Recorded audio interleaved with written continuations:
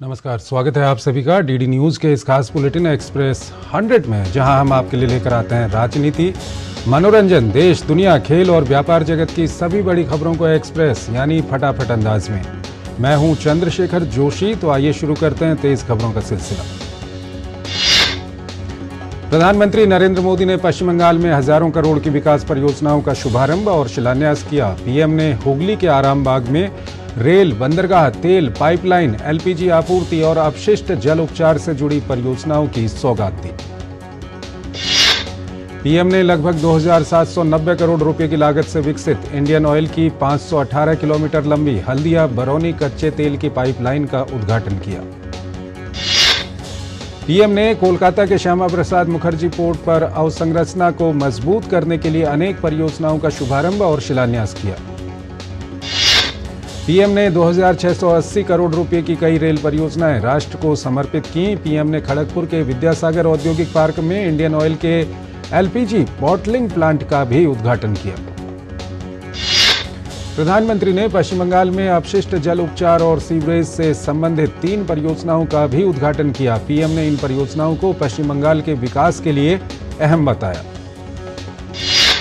प्रधानमंत्री नरेंद्र मोदी ने जनसभा को संबोधित करते हुए कहा कि 21वीं सदी का भारत तेज गति से आगे बढ़ रहा है। हम सभी ने मिलकर 2047 तक विकसित भारत बनाने का लक्ष्य तय किया है। देश का गरीब, किसान, महिला और युवा ये देश की प्राथमिकता है। प्रधानमंत्री ने कहा कि हमने निरंतर गरीब कल्याण से जुड़े कदम उठाए हैं, जिसका परिणाम आज दुनिया देख रही है। पिछले 10 वर्षों में देश के 25 करोड़ लोग गरीबी से बाहर निकले हैं। ये दिखाता है कि हमारी सरकार की दिशा, नीतियां, निर्णय सही है और उसका मूल कारण सही है। प्रधानमंत्री नरेंद्र मोदी ने कहा कि आज स्वतंत्र भारत में देश की समृद्धि और हमारी समृद्ध सांस्कृतिक धरोहर फिर से पूरे गौरव से नई ऊंचाई प्राप्त कर रही है। ये हम सभी का सौभाग्य है कि 5 सदियों के इंतजार के बाद, 500 सालों के बाद प्रभु श्री राम अपने भव्य मंदिर में विराजे हैं। प्रधानमंत्री नरेंद्र मोदी ने कहा कि टीएमसी ने संदेशखाली में जो किया उससे पूरा देश दुखी और आक्रोशित है। पीएम ने कहा कि टीएमसी ने बंगाल में अपराध और भ्रष्टाचार का नया मॉडल बनाया है। प्रधानमंत्री ने कहा कि संदेशखाली में बहनों बेटियों के साथ दुस्साहस की सारी हदें पार कर दी। जब संदेशखाली की बहनों ने अपनी आवाज बुलंद की और ममता दीदी से मदद मांगी तो उन्हें बदले में क्या मिला। मुख्यमंत्री दीदी ने बंगाल सरकार ने टीएमसी के नेता को बचाने के लिए जो भी कर सकते थे पूरी शक्ति लगा दी। प्रधानमंत्री नरेंद्र मोदी ने कहा कि आज बंगाल की जनता यहां की मुख्यमंत्री दीदी से पूछ रही है कि क्या कुछ लोगों का वोट आपके लिए संदेशखाली की पीड़ित महिलाओं से भी ज्यादा अहम हो गया है। प्रधानमंत्री ने अपने संबोधन के दौरान इंडी गठबंधन पर भी निशाना साधा। पीएम ने कहा कि मुझे सबसे ज्यादा हैरानी इंडी गठबंधन के बाकी नेताओं को देखकर होती है। इंडी गठबंधन के बड़े बड़े नेता संदेशखाली पर आंख, कान, मुंह सब बंद करके बैठे हैं। प्रधानमंत्री नरेंद्र मोदी ने कहा कि कांग्रेस और इंडी गठबंधन के लिए भ्रष्टाचारियों, परिवारवादियों और तुष्टीकरण करने वालों का साथ देना, यही एक काम बचा है। यही उनके लिए सबसे बड़ा काम है। प्रधानमंत्री नरेंद्र मोदी ने कहा कि मेरी गारंटी है, मैं बंगाल के लोगों से वादा करता हूं कि लूटने वालों को लौटाना ही पड़ेगा। ये मोदी छोड़ने वाला नहीं है। मोदी इनकी गालियों और हमले से डरने वाला नहीं है, झुकने वाला नहीं है। प्रधानमंत्री ने आरोप लगाया कि बंगाल सरकार राज्य के विकास में रुकावट बन रही है। पीएम ने कहा कि केंद्र से हजारों करोड़ रुपए मंजूर होने के बाद भी ममता सरकार उसका लाभ राज्य के गरीबों तक नहीं पहुंचने दे रही। पीएम ने कहा कि टीएमसी के वोट बैंक का घमंड इस बार टूटेगा। पश्चिम बंगाल पहुंचने पर प्रधानमंत्री नरेंद्र मोदी का भव्य स्वागत हुआ। हुगली के आरामबाग में पीएम के अभिनंदन के लिए भारी जनसैलाब उमड़ आया। हजारों लोग पीएम के स्वागत के लिए पहुंचे। प्रधानमंत्री नरेंद्र मोदी ने झारखंड में 36,000 करोड़ रुपए की अनेक विकास परियोजनाओं की सौगात दी। पीएम ने धनबाद के सिंदरी में उर्वरक, रेल, बिजली और कोयला क्षेत्र से जुड़ी परियोजनाओं का शुभारंभ और शिलान्यास किया। प्रधानमंत्री ने हिंदुस्तान उर्वरक एवं रसायन लिमिटेड HURL का सिंदरी उर्वरक संयंत्र राष्ट्र को समर्पित किया। सिंदरी कारखाना हर साल लगभग 12.7 लाख मीट्रिक टन यूरिया उत्पादन करेगा।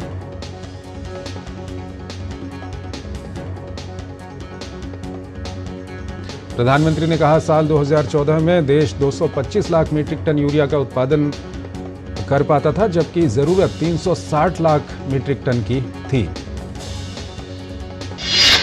पीएम ने उत्तरीकरणपुरा सुपर थर्मल पावर परियोजना चतरा की यूनिट 1 को भी राष्ट्र को समर्पित किया। 7,500 करोड़ रुपए से अधिक की लागत से विकसित इस परियोजना से क्षेत्र में बिजली आपूर्ति में सुधार होगा।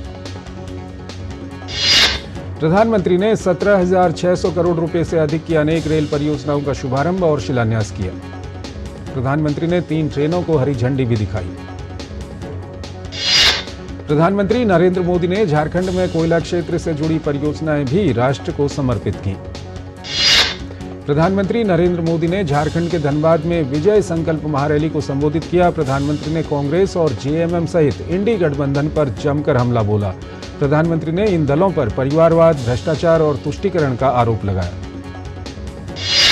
पीएम ने कहा कि जेएमएम और कांग्रेस ने जनजातियों को सिर्फ वोट बैंक ही समझा है। पीएम ने कहा कि ये लोग यहां के प्रतिभाशाली नौजवानों को कभी आगे नहीं बढ़ाएंगे, क्योंकि परिवारवादी अपने ही परिवार के बारे में सोचते हैं। पीएम ने कहा कि जहां दूसरों से उम्मीद खत्म हो जाती है, वहां से मोदी की गारंटी शुरू होती है। प्रधानमंत्री ने कहा कि गरीबों को मुफ्त अनाज देने की योजना का इंडी गठबंधन वाले कितना ही विरोध करें, लेकिन यह योजना जारी रहेगी।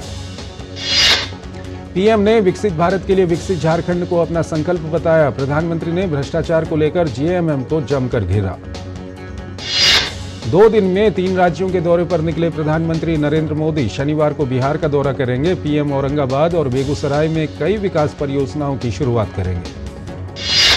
प्रधानमंत्री बिहार में 21,400 करोड़ की विकास परियोजनाओं की शुरुआत करेंगे। इन परियोजनाओं के तहत बिहार में गंगा नदी पर 6 लेन वाले पुल सहित नमामि गंगे, यूनिटी मॉल और रेल जैसी परियोजनाएं शामिल हैं। पीएम मोदी बिहार में जनसभा को भी संबोधित करेंगे। प्रधानमंत्री के आगमन को लेकर बिहार में भाजपा कार्यकर्ता काफी उत्साहित हैं।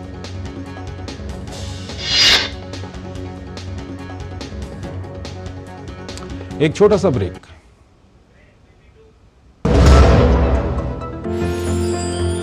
साल, बरस और सदी नहीं, एक युग गुजर जाएगा। उम्र न पूछो वंडर की, जब फर्क नजर आएगा। वंडर सीमेंट, फर्क नजर आएगा। यार लड्डू, हम यहाँ बैठे बैठे पैसे बना सकते हैं। Amazing day. What a match this has been. Cracking shot. Guys, मैं तुम्हारे बिजनेस आइडिया का बड़ा फैन हूं। अब बिजनेस चाहे जो भी, एसबीआई का करंट अकाउंट तो चाहिए ना। एसबीआई करंट अकाउंट से सिंप्लीफाइड बिजनेस ट्रांजैक्शन और ग्रेट कस्टमर सर्विस। एसबीआई, देश का फैन। इन्वेस्टमेंट की रेगुलर इंफॉर्मेशन मिलती है क्या? बिल्कुल। योद्धा मुद्रा के लिए पैरों में 3 फीट का गैप। पूछ। विड्रॉ करने के बाद पैसे कितने टाइम में मिलते हैं? सुन सवाल चंद, म्यूचुअल फंड सही है .com पर लॉग इन कर, वहां तेरे सारे सवालों के जवाब मिल जाएंगे।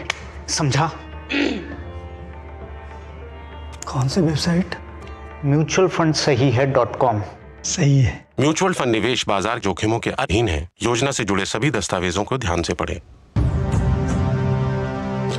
भारत की पोलियो से जीत की कहानी बड़े बड़े शब्दों में लिखी जाएगी, पर इस जीती हुई लड़ाई को कायम रखने के लिए हमें अपने प्रयासों को जारी रखना होगा, जब तक दुनिया से पोलियो का खतरा पूर्ण रूप से टल न जाए। खतरा है बरकरार, इसीलिए पोलियो की खुराक पिलाना है हर बार। 2 बूंद हर बार, पोलियो पर जीत रहे बरकरार। साल, बरस और सदी नहीं, एक युग गुजर जाएगा। उम्र न पूछो वंडर की, जब फर्क नजर आएगा। वंडर सीमेंट, फर्क नजर आएगा। स्वागत है आपका ब्रेक के बाद, और आइए अब खबरों के सिलसिले को और आगे बढ़ाते हैं। भाजपा ने अपने पिछले 10 सालों की उपलब्धियों को गिनवाते हुए कहा कि पिछले 10 सालों में देश में बड़े बदलाव देखने को मिले हैं। भाजपा नेता राजीव चंद्रशेखर ने कहा कि इसका सबसे बड़ा उदाहरण देश की अर्थव्यवस्था है। भारत की अर्थव्यवस्था दुनिया की 5वीं सबसे बड़ी अर्थव्यवस्था है। भाजपा नेता राजीव चंद्रशेखर ने कहा, यूपीए द्वारा खराब हालत में छोड़ी गई देश की अर्थव्यवस्था को प्रधानमंत्री नरेंद्र मोदी ने ठीक किया है। पीएम ने अर्थव्यवस्था की जड़ों को मजबूत किया है। राजीव चंद्रशेखर ने वर्ष 2023-2024 की तीसरी तिमाही में 8.4% की मजबूत जीडीपी का जिक्र किया। वहीं यूपीए के काल की जीडीपी के आंकड़े भी गिनाए। वित्त वर्ष 2023-2024 में मजबूत प्रदर्शन लगातार जारी है। सरकार ने फरवरी में जीएसटी यानी माल एवं सेवा कर से हुई कमाई के आंकड़े जारी कर दिए हैं। सरकार ने 29 दिन के फरवरी महीने में 1,68,337 करोड़ का राजस्व एकत्र किया है।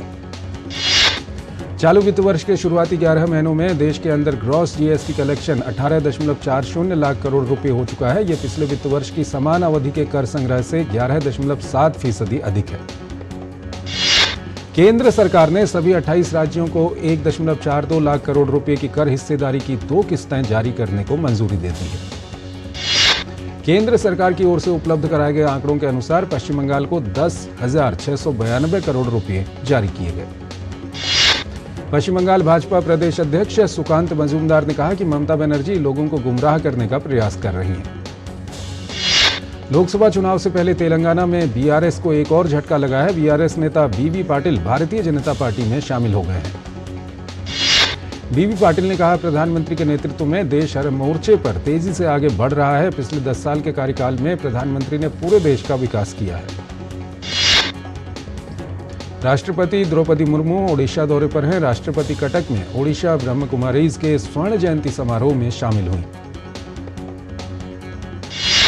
राष्ट्रपति ने बरहामपुर विश्वविद्यालय के 25वें दीक्षांत समारोह को भी संबोधित किया। केरल के वायनाड के कॉलेज हॉस्टल में छात्र की मौत के मामले में 11 दिन बाद मुख्य आरोपी और कॉलेज के छात्र संघ नेताओं को आखिरकार गिरफ्तार कर लिया गया है। वायनाड में छात्र की मौत मामले में विपक्षी छात्र और युवा संगठनों का सभी आरोपियों की गिरफ्तारी की मांग को लेकर कॉलेज के सामने और राज्य भर में विरोध प्रदर्शन हुआ। केंद्रीय मंत्री वी मुरलीधरन केरल के वायनाड के कॉलेज हॉस्टल के मृतक छात्र के परिजनों से मिलने उनके घर पहुंचे।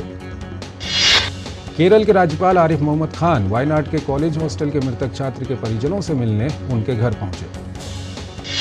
प्रवर्तन निदेशालय ने महादेव ऐप से जुड़े धन शोधन मामले में छापेमारी करते हुए दुबई की एक हवाला कारोबारी की 580 करोड़ रुपए से अधिक की सिक्योरिटी होल्डिंग, 3.64 करोड़ रुपए की नकदी और कीमती सामान जब्त किया है।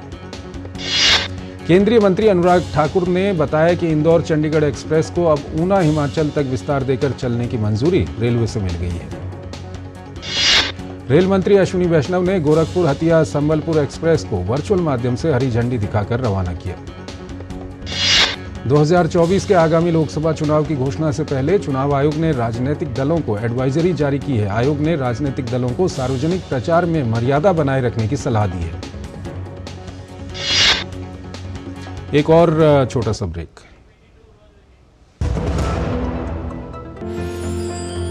साल बरस और सदी नहीं, एक युग गुजर जाएगा। उम्र न पूछो वंडर की, जब फर्क नजर आएगा। वंडर सीमेंट, फर्क नजर आएगा। स्वागत है आपका ब्रेक के बाद और आइए अब खबरों के सिलसिले को और आगे बढ़ाते हैं। बेंगलुरु के राजाजी नगर में द रामेश्वरम कैफे में धमाका हुआ है। विस्फोट में कम से कम 4 लोग घायल हो गए। दिल्ली वक्फ बोर्ड में भर्ती से जुड़े मनी लॉन्ड्रिंग मामले में राउज एवेन्यू कोर्ट ने आप विधायक अमानतुल्लाह खान की अग्रिम जमानत याचिका खारिज कर दी। सुप्रीम कोर्ट ने आसाराम की सजा को निलंबित रखने और मेडिकल ग्राउंड पर जमानत देने की याचिका को अस्वीकार कर दिया। संसद की सुरक्षा में सेहत के मामले में पटियाला हाउस कोर्ट ने सभी 6 आरोपियों की न्यायिक हिरासत 11 मार्च तक बढ़ा दी है। राष्ट्रीय स्वयंसेवक संघ के सरकार्यवाह दत्तात्रेय होसबोले ने man of the millennia doctor Hedgewar पुस्तक का विमोचन किया। राष्ट्रीय स्वयंसेवक संघ के सरकार्यवाह दत्तात्रेय होसबोले ने कार्यक्रम को संबोधित करते हुए कहा कि डॉक्टर हेडगेवार ने एक संगठन बनाया जो विश्व में शोध का विषय बना हुआ है। बाजार ने मारी जबरदस्त उछाल। सेंसेक्स 1245 अंकों की बढ़त के साथ 73,745 अंकों के रिकॉर्ड स्तर पर बंद हुआ। निफ्टी हरे निशान पर बंद हुआ। 356 अंकों की बढ़त के साथ निफ्टी 22,339 अंकों के नए रिकॉर्ड पर बंद हुआ। विदेशी बाजार में कच्चे तेल की बढ़ती कीमतों और आयातकों की ओर से अमेरिकी मुद्रा की बढ़ती मांग के बीच अमेरिकी डॉलर के मुकाबले रुपया 1 पैसे गिरकर 82.90 पर बंद हुआ। केंद्रीय सड़क परिवहन और राजमार्ग मंत्री नितिन गडकरी ने 3,371 करोड़ रुपए असम के NH37 और NH8 सिलचर चुराईबारी कॉरिडोर के लिए आवंटित किए। अप्रैल 2023 से फरवरी 2024 के बीच भारतीय रेलवे द्वारा पिछले वर्ष की 1367 मीट्रिक टन की लोडिंग के मुकाबले इस बार 1434 मीट्रिक टन का माल भेजा गया। कोल इंडिया लिमिटेड का चालू वित्त वर्ष की अप्रैल फरवरी की अवधि के दौरान उत्पादन में 10.5% की वृद्धि के साथ कुल उत्पादन 685 मिलियन टन हुआ। वैश्विक बाजारों में मजबूत रुझानों के कारण सोने की कीमतों में 350 रुपये का उछाल देखा गया। भारत की तकनीकी प्रगति के चलते भारत की ढुलाई और लॉजिस्टिक्स बाजार 2029 तक सालाना 8.8% की दर से बढ़कर 484.43 बिलियन अमेरिकी डॉलर होने का अनुमान है। एनएचपीसी के अध्यक्ष और प्रबंध निदेशक का अतिरिक्त प्रभार राजेंद्र प्रसाद गोयल को मिला। रक्षा क्षेत्र में आत्मनिर्भरता को बढ़ाने के लिए रक्षा मंत्रालय ने नई दिल्ली में 39,125.39 करोड़ रुपए के 5 प्रमुख पूंजी अधिग्रहण अनुबंधों पर हस्ताक्षर किए। केंद्रीय संचार और आईटी मंत्री अश्विनी वैष्णव ने कहा कि कम से कम 8 बड़ी निवेश कंपनियां तेजी से डिजिटल परिवर्तन और नए अवसरों के बीच दूरसंचार क्षेत्र में अवसर तलाश रही हैं। भारतीय विदेशी मुद्रा भंडार 2.975 बिलियन अमेरिकी डॉलर बढ़कर 619.072 बिलियन अमेरिकी डॉलर हुआ। यूएई के आबू धाबी में बना पहला हिंदू मंदिर 1 मार्च से आम श्रद्धालुओं के दर्शन के लिए खोला गया। कोलंबो के नेलम पोकुना थिएटर परिसर में शुरू हुआ 3 दिवसीय अंतर्राष्ट्रीय गीता महोत्सव। एक और छोटा सा ब्रेक।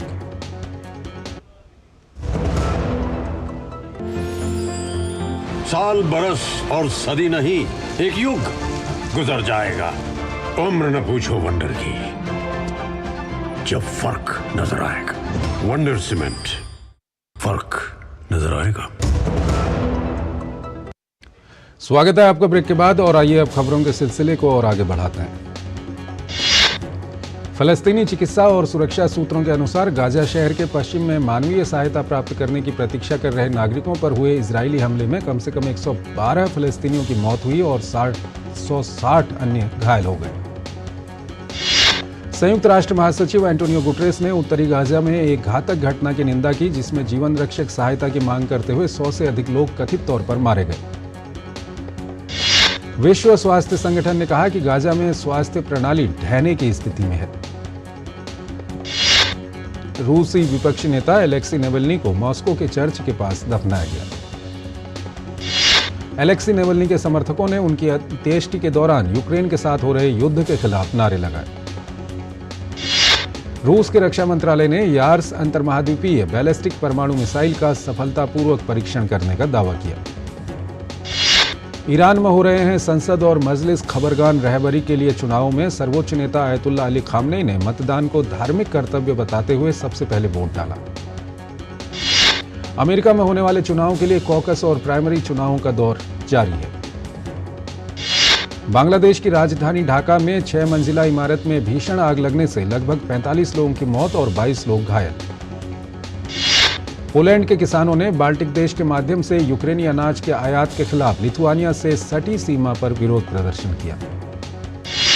जर्मनी के अधिकांश हिस्सों में बसें, ट्राम और भूमिगत ट्रेनें देशव्यापी विरोध प्रदर्शन के चलते बंद रहीं। रणजी ट्रॉफी के सेमीफाइनल मुकाबले कल से खेले जाएंगे। तमिलनाडु और मुंबई के बीच होने वाला सेमीफाइनल मुंबई में खेला जाएगा। श्रेयस अय्यर रणजी ट्रॉफी सेमीफाइनल में मुंबई की ओर से खेलेंगे। नागपुर में होने वाले दूसरे सेमीफाइनल में विदर्भ का सामना मध्य प्रदेश से होगा। ऑस्ट्रेलिया और न्यूजीलैंड के बीच वेलिंगटन में खेले जा रहे पहले टेस्ट के दूसरे दिन का खेल खत्म होने तक ऑस्ट्रेलिया ने अपनी दूसरी पारी में 2 विकेट खोकर 13 रन बना लिए। ऑस्ट्रेलिया की पहली पारी में बनाए 383 रन के जवाब में न्यूजीलैंड की टीम पहली पारी में 179 रन ही बना सकी। ब्रिटेन की एमा राडुकानु को अगले महीने होने वाले मायामी ओपन के लिए वाइल्ड कार्ड दिया गया है। डेनिल मेदवेदेव ने दुबई टेनिस चैंपियनशिप के सेमीफाइनल में जगह बना ली है। फ्रांस को हराकर नेशंस लीग का खिताब जीतने वाली स्पेन की महिला फुटबॉल टीम ने स्पेन के प्रधानमंत्री से मुलाकात की। एक और छोटा सा ब्रेक। साल बरस और सदी नहीं, एक युग गुजर जाएगा। उम्र न पूछो वंडर की, जब फर्क नजर आएगा। वंडर सीमेंट, फर्क नजर आएगा। मेरी माँ फोन से पैसे देती है। मेरे पापा फोन पे पैसे लेते हैं। मेरे दादाजी को फोन में पैसे आते हैं। दादी फोन से हर मंदिर के दर्शन पाती है। दीदी लैपटॉप से पढ़ाती है और मैं लैपटॉप से पढ़ती हूँ। टेक्नोलॉजी हम सब के लाइफ का हिस्सा है, और टेक्नोलॉजी को हम तक किसने पहुँचाया? मोदी जी ने। इसे सस्ता बनाकर, स्वदेशी बनाकर, हमारा समय, धन और ईंधन बचाकर, बिचौलियों को हटाकर, मेरे परिवार को कतारों से मुक्ति दिलाकर, डीबीटी का सिस्टम लाकर, इनोवेशन को पुश कर स्टार्टअप को बूस्ट कर। मेरा परिवार डिजिटल तो India digital. Thank you Modi ji. Digital economy, digital Bharat, Modi सरकार की गारंटी है। स्वागत है आपको ब्रेक के बाद, और आइए अब खबरों के सिलसिले को और आगे बढ़ाते हैं। अल्जीरिया ने स्विट्जरलैंड के पूर्व मैनेजर व्लादिमीर पेटकोविच को अपनी राष्ट्रीय टीम का कोच नियुक्त किया है। मैनचेस्टर यूनाइटेड के मैनेजर एरिक टेन हैग ने फुलहम को आड़े हाथ लिया है। टेन हैग ने कहा कि ब्रूनो फर्नांडिस का मजाक उड़ाने वाले वीडियो के लिए फुलहम को माफी मांगनी चाहिए। लॉस एंजलिस लेकर्स ने 21 अंक से पिछड़ने के बाद वापसी करते हुए लॉस एंजलिस क्लिपर्स को मात दी। रेड बुल की टीम के प्रिंसिपल क्रिश्चियन हॉर्नर ने महिला कर्मी के साथ दुर्व्यवहार के आरोप से फिर इनकार किया। सीजन की पहली फार्मूला 1 रेस बहरीन ग्रां प्री के अभ्यास सत्र में मर्सिडीज ने 1-2 हासिल किया। सऊदी अरब में पहली बार स्कीइंग प्रतियोगिता का आयोजन किया गया। फ्रेंच स्नोबोर्डर विक्टर डेला रू ने फ्री राइड वर्ल्ड टूर में लगातार तीसरी जीत दर्ज की। कुणाल खेमू के निर्देशन में बनी फिल्म मडगांव एक्सप्रेस की मुख्य कास्ट का नाम लॉन्च हो गया है। दिव्येंदु, प्रतीक गांधी और नोरा फतेही निभाएंगे इस फिल्म में मुख्य भूमिका। प्रोडक्शन हाउस यशराज फिल्म्स अभिनय में रुचि रखने वालों के लिए लॉन्च कर रहा है सोशल मीडिया एप्लीकेशन। यहां पर मिलेगी नए टैलेंट को सीधे अपनी फिल्मों के लिए कास्टिंग कॉल की जानकारी। अध्ययन सुमन और Divita Rai starrer film love story of 90s का मोशन पोस्टर रिलीज हो गया है। तो इस बुलेटिन में फिलहाल इतना ही। आप बने रहिए डीडी न्यूज के साथ। नमस्कार।